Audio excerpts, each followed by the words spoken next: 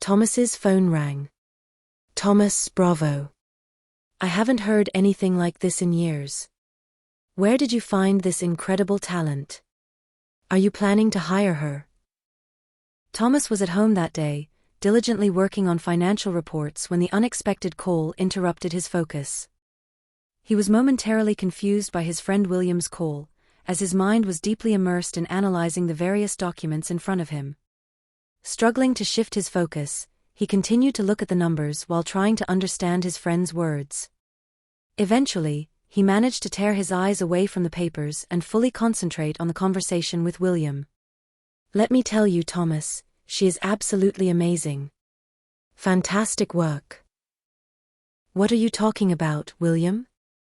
I've been stuck at home for the last 20 days, I think. I haven't found anyone to perform at the restaurant, and I'm not sure what you're referring to. Thomas's nervousness increased, as he needed to focus on his reports, but his curiosity was also piqued. I'm not sure if you're still the owner of the restaurant. Well, let me say this, the voice of this girl is like a unicorn emerging from the mist, like an angel singing from heaven. I would like to have a reserved table whenever she performs at the restaurant. I've never heard anyone sing with such a sweet and melodious voice, and the songs themselves are completely new to me. I'm thinking she or her family must be the creators. I mean, the songs are truly original. Whatever you've done, I really enjoyed it. William ended the conversation and hung up the phone. Thomas stared at the phone for a moment, processing what he had just heard. William was not only the deputy mayor but also an old friend of Thomas. It wasn't the call itself that surprised Thomas, but rather a comment William had shared with him, because Thomas remembered booking a rock band to perform for 3 weeks, including that night. Now he found himself completely confused and unable to understand the situation. To unravel the mystery, or at least try to understand what exactly William was talking about, Thomas decided he needed to call the manager or visit the restaurant personally.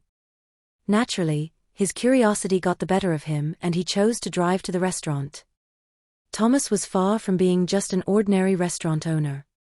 He was genuinely passionate about his profession and always sought innovative ways to make his establishment truly remarkable. His dedication and enthusiasm not only fueled his creativity, but also played a significant role in the numerous successes he achieved in differentiating his restaurant. Thomas's restaurant quickly gained a reputation as one of the best establishments in the city. As a result, eager customers often found themselves booking weeks in advance, anxious to secure a table at this coveted culinary spot. The exceptional dining experience provided by the restaurant consistently attracted both locals and visitors, cementing its status as a top destination for food enthusiasts. The remarkable aspect of Thomas's approach to his restaurant was that he didn't just aim to serve guests delicious meals but also sought to please, captivate, and surprise them at every turn. He believed that an unforgettable dining experience was not just about satisfying the taste buds, but also about creating a unique atmosphere and presenting unexpected elements.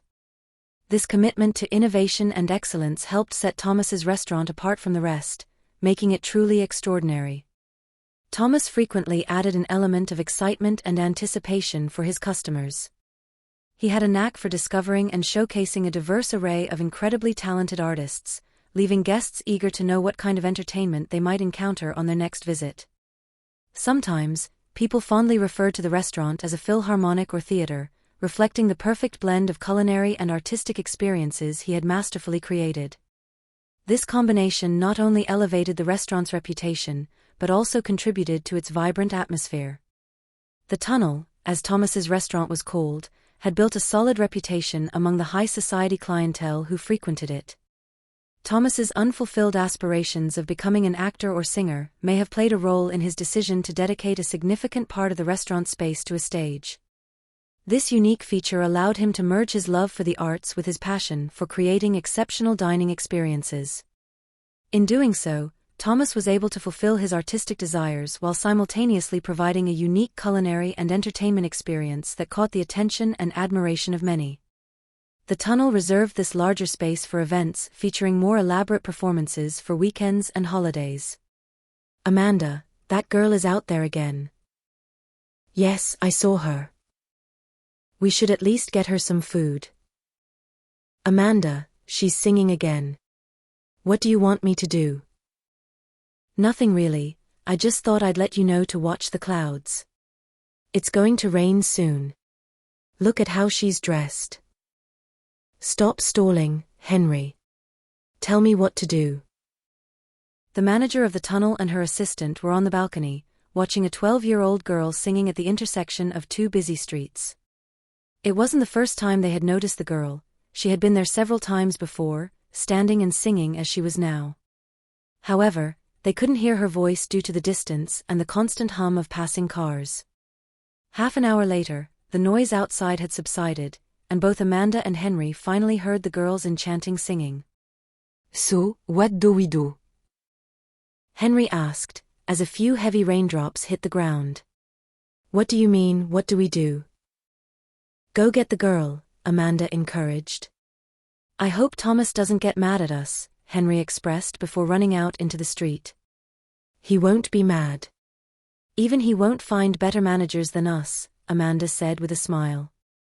Henry had recently started working at the restaurant but was already brimming with creative ideas. As an easygoing guy, he quickly built a stronger relationship with his team. 5 minutes later, after the rain had stopped, Henry returned with the girl in tow. Amanda's eyes widened as she saw how wet the young singer was. "You're soaked. Wait there, we'll get you something to change into. Something warm from the kitchen for the kid. Amanda, can you find an old uniform for her?" The girl was quite tall but very thin. "We'll tie this here, lift that a bit. Look at you now, beautiful." The girl smiled excitedly. Amanda sat her at a table. "Help yourself then. I can't promise anything yet, but you can try singing here. Whatever tips you earn are yours. Do you accept?" The girl nodded and asked, "Are the owners okay with this?" "Thomas is a nice guy, and if anything happens, Henry and I will be responsible. So don't worry. What's your name, by the way?" "Sophia." "What a wonderful name. Are you from around here? Because I've never heard anything like your voice before. You don't have to answer if you don't want to." She looked up and quickly spoke, "No, it's okay. I can tell you my story. My mom and I recently moved here. Then my mom got sick." When she said the last sentence, her voice faltered, and she couldn't hold back her emotions. Amanda put a hand on her shoulder. "It's okay. We can talk about it later when you feel comfortable. By the way, Henry can accompany your music." Sophia shrugged and said, "Well, I don't know. I've never tried singing with a guitar." "I think you can try now." Amanda was more concerned than Sophia. When the song ended, the hall was enveloped in absolute silence for a few moments. Then, as if the spell had been broken, everyone present stood up. The sound of thunderous applause filled the air as the audience expressed their admiration and offered Sophia a performance. Several members of the audience, moved by Sophia's captivating performance, approached the stage and placed money at her feet. Among the notes were some particularly large amounts. Sophia looked at the money with a frightened expression and then shifted her gaze to Amanda, feeling confused. Amanda approached Sophia with a warm and reassuring smile, offering comfort and support. "It's yours. You earned it," Amanda said. I can buy medicine for my mom," said Sophia. "Of course. Do you know only that song?" Amanda asked. "No, I know many songs. My grandmother taught me. All these songs are hers. She sang all of them, and I listened," Sophia explained. "Only later now, my dear." Amanda guided Sophia off the stage. "They want you to sing more, but I think you need to rest, dear. Have some tea, eat something, and if you want, you can come back and sing more." Amanda suggested thinking about Sophia's well-being. After the break, Sophia resumed singing, this time accompanied by the guitar. With its delicate melodies, the guitar perfectly complemented her voice, elevating her songs to true masterpieces. The audience was captivated once again, mesmerized by the magic of Sophia's performance. Amanda listened intently to Sophia's performance, her eyes fixed on the young singer as she sang. The song Sophia was presenting at that moment was the most extraordinary of all. The melody was intricate and complex, with a unique rhythm Amanda had never heard before. As she listened, Amanda felt as if she was being transported to another world, one that existed beyond the boundaries of time and space. For some inexplicable reason, Amanda found herself deeply moved by Sophia's captivating performance. Tears welled up in her eyes, and she struggled to keep them from overflowing. The beauty and power of Sophia's voice and the melody were so overwhelming that Amanda couldn't help but be touched by the intensity of the moment. She took a deep breath, trying to hold back the tears and continue listening, spellbound by the magic unfolding before her eyes. At first, Amanda didn't fully understand why she was feeling so emotional, but as she continued to listen to Sophia's performance, something came to mind, and she realized that the song was an ancient lullaby. The melody was so beautiful and haunting that it struck a deep chord within her, evoking memories and emotions she had long forgotten. When Thomas arrived at the restaurant, he noticed the parking lot was unusually full. At first, he was surprised, but then he quickly realized that his restaurant was always bustling with activity. He parked his car and headed toward the entrance, eager to see what was happening inside. Thomas took a moment to breathe in the fresh post-rain air outside before entering, but as he approached the entrance, he changed his mind and decided to take a detour to the park. As he walked toward the patio, he could hear someone singing on the stage inside. His curiosity piqued, Thomas quickened his pace, eager to see who was performing. As the owner of the restaurant, who had always been on the lookout for talent and artists, Thomas had developed a keen sense of what made a great singer. He couldn't help but notice the young girl's strong and powerful voice on stage. He found himself increasingly fascinated by her performance. Suddenly, something about the girl's singing made him freeze in his tracks, and his heart began to race as a thought occurred to him. He couldn't shake the feeling that he had heard that voice before. Thomas couldn't believe his ears. He took a few more steps toward the stage, straining to hear the girl's voice more clearly. As she continued to sing, he felt a wave of familiarity wash over him. He knew he had heard that song before, but it had been a long time since he last heard it. He couldn't see the girl's face as she was turned away from him, but the more he listened, the more convinced he became that he had heard that song before. Reflecting on his memories, he realized that the person who had sung that song to him before was a very kind and loving girl, who had mentioned that her mother had taught her to sing those songs. The memory came back to him, and he felt a deep sense of nostalgia and longing. It was as if a part of his past, which he had long forgotten, had suddenly resurfaced, brought back by the voice of this talented young girl. His mind drifted back to a time when he and his friends had ventured into the wilds of Alaska. He remembered the excitement and anticipation of the trip, the thrill of the adventure that had driven them. It was a time of youth, carefree abandon, and a kind of wildness that could only be found in the vast and untamed expanse of the natural world. He recalled a particular day when they had to navigate a river in boats. The water was rough and treacherous, and the boats barely managed to stay together as they rocked along the rapids. The current carried him away, making it difficult for him to maneuver his boat out of its reach. He struggled against the water, his muscles straining as he tried to stay afloat, and for a moment he felt a sense of panic rising within him. He was swept along the river, powerless to move away from the approaching waterfall. And then, as he passed over the cliff, everything became a blur of motion and sensation. He felt himself tumbling head over heels, his heart pounding in his chest as he rolled down into the water below. After hitting the water, he saw a flash of light in his eyes and then everything went dark. He woke up in a small cabin, surrounded by unfamiliar faces and sounds. He felt disoriented and confused, his body aching from the fall. He then slowly realized a young woman beside him, her face filled with concern and kindness. She explained that she was a local resident from a nearby village and that she and her family had found him unconscious and pulled him from the river. It was a simple village, where a dozen houses lined up amid the rugged landscape of the wilderness. He remembered the family who took him in, the elderly mother welcomed him with open arms, and the young girl took care of him. When Thomas hit the water, he also hit a rock, which was when he lost consciousness. His body was tossed by the turbulent water, scraped against the rough surfaces of rocks and branches, sinking to the bottom of the river. The gentle touch of the woman's hands tended to his wounds, her soothing voice calming him with words of comfort and encouragement. The woman was only a few years younger than him, but she took care of him with the maturity of an elderly lady. She applied herbs and ointments to his wounds and fed him a healthy diet of fish and wild fruits gathered from the surrounding forest. Thomas was touched by the kindness and generosity of this stranger, who took him into her home and cared for him with such attention and concern. Sometimes, the girl sang lullabies to him. The soft melodies calmed his restless mind and helped him relax into a deep, peaceful sleep. He now realized there was something universal and timeless about lullabies.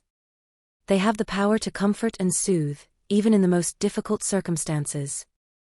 While he was in the small cabin, Thomas had enough time to reflect on his life and the choices he had made up to that point. He had been a successful businessman, but he had also been consumed by a restless mission that left little room for anything else. Now, lying there under the care of the young woman and her mother, he realized how much he had lost. He had been so focused on his own success and achievements that he had forgotten the value of human connection and the importance of living a life guided by compassion and kindness. Weeks passed since the accident. He finally began to feel better and, with renewed strength, ventured outside. Immediately, he was enchanted by the beauty of the natural world surrounding him. The lush green trees, vibrant flowers, and crystal-clear streams were breathtaking, and he couldn't help but admire the wonders of nature. As he explored the area, he noticed the subtle details that made the place so special. The gentle rustling of the leaves in the breeze, the distant song of the birds, and the sweet fragrance of the wildflowers all contributed to the atmosphere enveloping him. Thomas couldn't help but be charmed by the beauty of the woman who had cared for him and helped him recover. As she went about her tasks around the house, he found himself admiring her grace and elegance. Her long hair shimmered in the sunlight, and her eyes sparkled with a kindness and warmth that Thomas found irresistible. He watched as she moved effortlessly, tending to the plants in the garden and preparing meals in the kitchen. Thomas felt a gratitude towards her that went beyond words. It wasn't just for taking care of him when he was ill, but also for the way she did everything with such passion and dedication. He knew he would never be able to repay her for all she had done for him. As Thomas and Alma spent more time together in the village, they got to know each other better every day. One day, while they were sitting by the river, Alma told Thomas her name, and he couldn't help but laugh a little. She asked what was funny, and Thomas explained that he had never heard the name Alma before and thought it was amusing. Alma smiled and asked Thomas if he liked any other names. Thomas thought for a moment and said he liked the name Sophia. Alma was surprised but pleased with Thomas's answer. She thought Sophia was a lovely name and asked why he liked it. Thomas explained that it reminded him of his grandmother, who had been a kind and sweet woman with a warm heart. The attraction between the young people grew stronger every day, and eventually, they gave in to their feelings. They spent the night together, wrapped in each other's arms and lost in the passion of the moment. However, the moment of happiness was interrupted the next day when Thomas's friends finally arrived, after searching for him for more than 2 weeks. They found him in the small village where he had been staying. Thomas was overjoyed to see his friends and ran to greet them, eager to tell them everything that had happened during his absence. However, when he introduced the woman who had cared for him, a tense atmosphere settled in. It didn't take long for his friends to notice the closeness between Thomas and the woman, and they couldn't help but feel a bit suspicious. They had always been protective of Thomas and didn't want to see him hurt. The woman was very sad to see Thomas leave, and her hope for a better future was pinned on his promise to return and take her with him. She believed in his promise and waited eagerly for his return. However, as days turned into weeks and weeks into months, the girl began to lose hope. She heard nothing from Thomas, and the memory of the time they had spent together began to fade. Meanwhile, Thomas had returned to his busy city life, overwhelmed with work and tasks. Over time, he found himself caught up in the hustle and bustle of city life and gradually forgot his promise to the girl. Thomas was standing in the courtyard, lost in thought, as he listened to music that reminded him of Alma. When the music ended, Thomas went into the restaurant and headed straight to his office. He sat at his desk, staring at the computer screen, but his mind was elsewhere. Amanda noticed and looked at him. "Thomas, what a surprise to see you here today. We weren't expecting you." "Expect me any day, Amanda."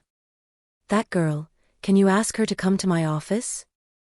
I want to know where she knows those songs from." "Actually, I was planning to ask her the same thing. There's never been anything like it."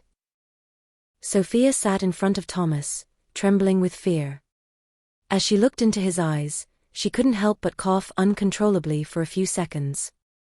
They were the most striking and yellowish eyes he had ever seen. The only person he knew with such captivating eyes was Alma. Finally, Thomas found the strength and courage to smile at Sophia, trying to ease her fears. "I may look intimidating, but I'm actually quite kind. It's nice to meet you. Could you tell me a bit more about yourself?" Sophia felt relieved and began to relax a little as she shared her story. But as soon as Thomas heard her name, he froze and looked at her with a mixture of shock and disbelief. Amanda had been watching silently and approached to ask if Thomas was all right. After a few moments, Thomas managed to compose himself enough to ask the question that was weighing on his mind. "What is your mother's name, young lady?" Sophia answered without hesitation. "My mother's name is Alma. She's in the hospital and doesn't know I'm here. My grandmother always wanted us to move to this city for some reason. When she passed away a few months ago, my mother and I moved here." Amanda grew increasingly confused as the conversation unfolded. Thomas's hand was trembling more and more as he struggled to process the information he was hearing. He couldn't believe what he was thinking, but he had a feeling that Sophia might be his daughter. He wondered why he hadn't known about her all these years if she was indeed his daughter. As Thomas grappled with his thoughts and emotions, Amanda looked at him with concern and asked, "Are you all right, Thomas?" Thomas said nothing. It turned out that Alma had never stopped waiting for Thomas all these years because he had promised to return. Thomas raised his hand and asked Sophia, "Where is your mother now?" Sophia replied, "She was taken to the hospital, and we were evicted from the room we had rented. The doctors said we don't have health insurance and won't treat her." Thomas felt a wave of sadness and guilt wash over him. Alma and Sophia had moved to the city 6 months ago. They rented a small apartment, and everything seemed to be going well. Alma worked long hours as a dishwasher in a nearby restaurant, trying to earn enough to survive. Meanwhile, Sophia used her beautiful voice to earn some extra money singing on the streets. Initially, they were getting by and had enough for food. However, as prices continued to rise, their income struggled to keep pace. They faced difficulties qualifying for other rental properties, as landlords generally required tenants to have an income 3 or 4 times the monthly rent. Additionally, their previous eviction complicated things further, as many landlords were hesitant to rent to them due to their blemished rental history. Alma and Sophia found themselves in a challenging situation, struggling to secure a new and affordable place to call home. Thomas stood up in tears and looked at Amanda. "I believe she's at the public hospital. We should go there immediately." Thomas hesitated for a moment as he approached Sophia, but then taking her hand, he led her out. Amanda watched closely as he passed by. Thomas instructed Sophia to wait outside before returning to his office and closing the door. "Why are you looking at me like that, Amanda? It's not what you're thinking. You know me, don't you? I'm not a bad person. I didn't know she was in town." Amanda looked up and smiled at Thomas. "You have paint on your nose."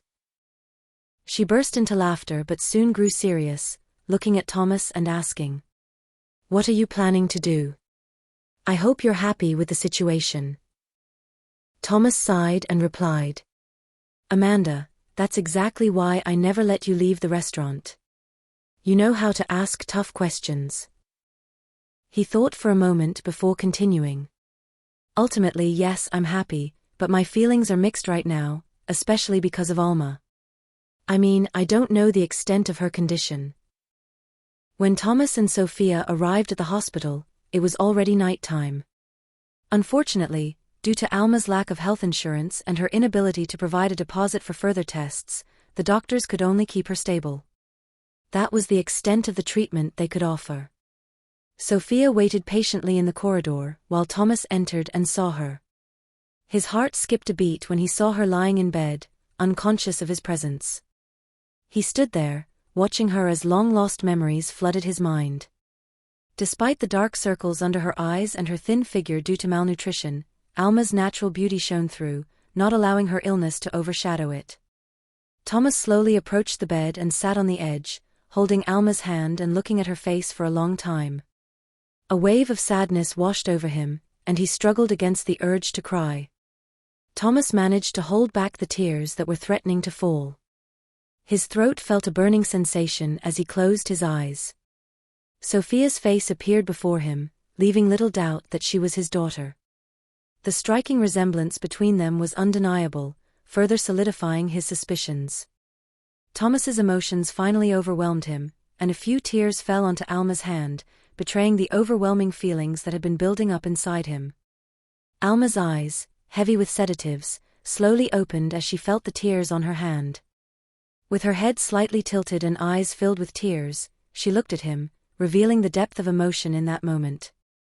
Alma furrowed her brows in a visible grimace, her drowsy mind trying to understand the situation and comprehend the emotional scene before her.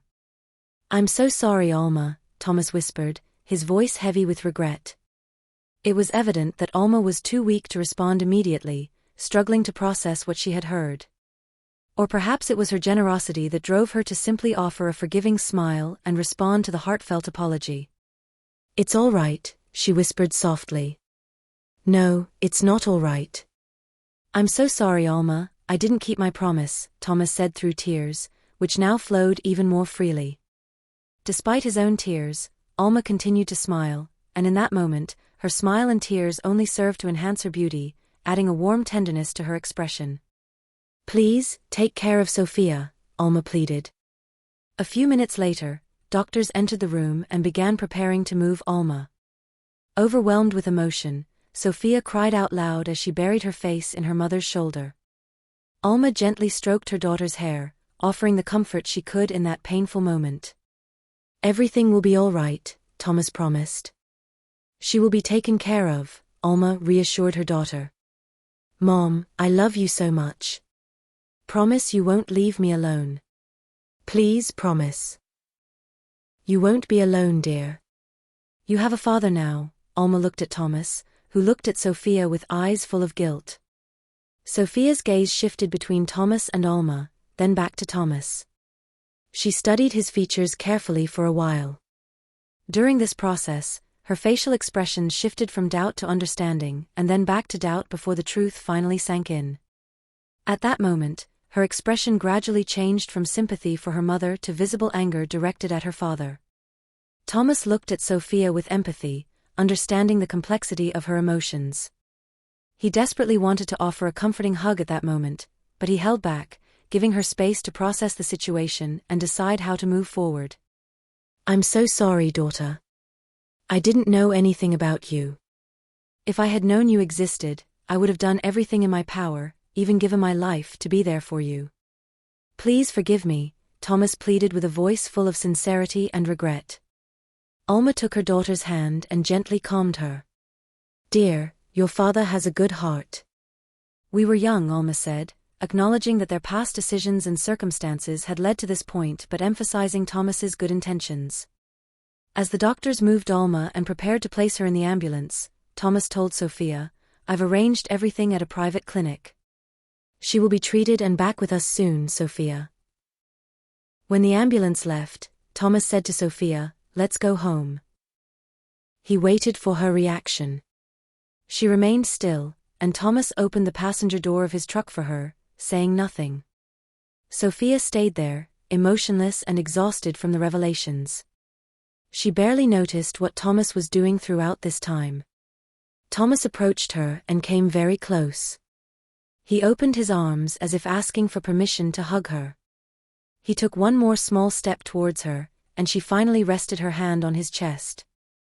It was the first time Thomas hugged his daughter.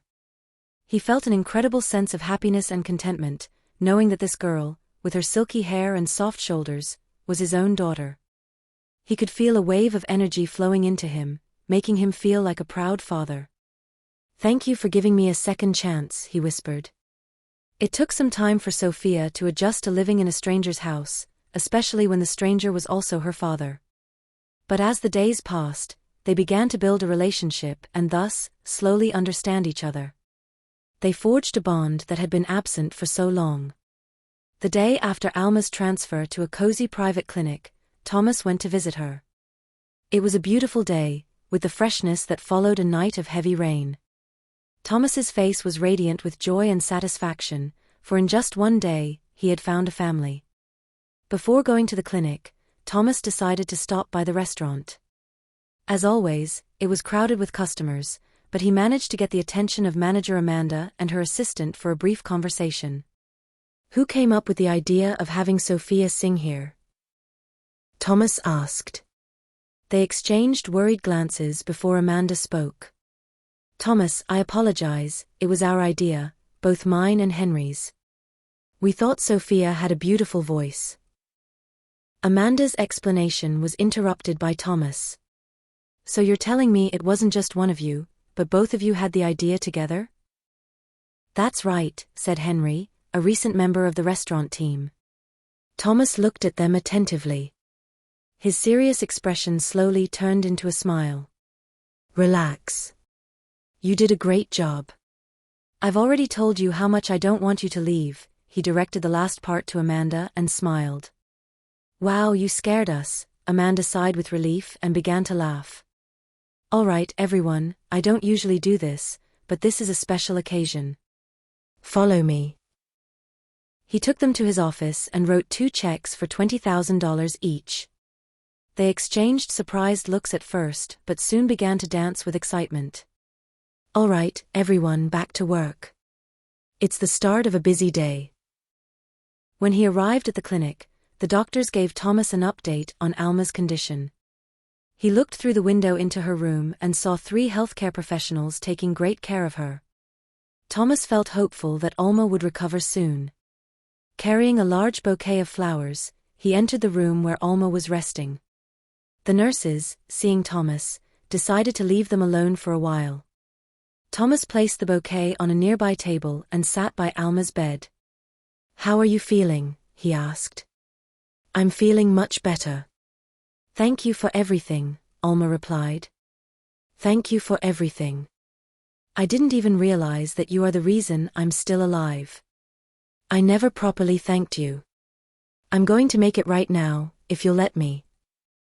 A month later, Alma was discharged from the clinic. She looked so beautiful and healthy. Amanda and Henry were busy decorating the restaurant for the special dinner that night.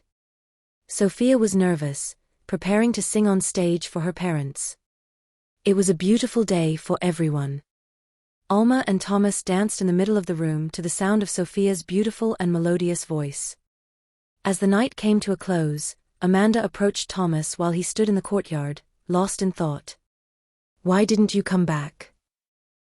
Amanda asked. Thomas didn't look at Amanda, finding her question amusing.